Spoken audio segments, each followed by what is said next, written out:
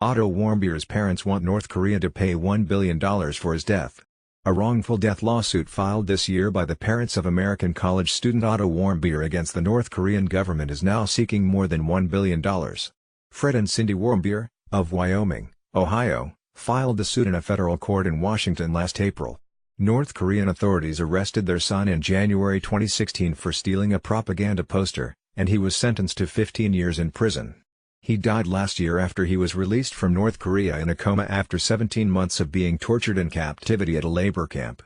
A motion filed in October in the lawsuit seeks $1.05 billion in punitive damages and about $46 million for the family's suffering. North Korea has repeatedly denied the accusations that it tortured Warmbier, 22. The Warmbiers' lawsuit claims that North Korea violated international law by forcing their son to confess to carrying out an. The eye-popping figure sought in punitive damages is about 2.5% of North Korea's 2015 gross domestic product, according to the Inquirer. The amount aims to get North Korea to change its unlawful behavior in the future, the motion says. Warmbier had traveled to North Korea with a tour group and was detained at the airport as they were preparing to leave. In an emotional hearing this week in federal court in Washington, the Warmbiers said they wanted closure and justice for their son.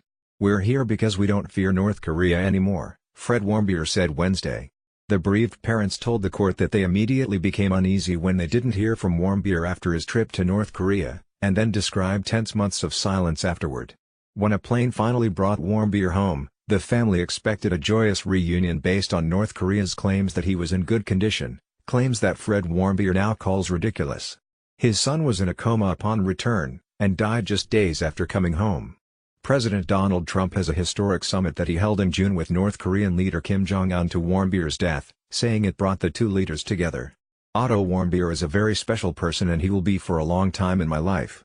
His parents are good friends of mine. I think without Otto, this would not have happened," Trump told reporters at the time.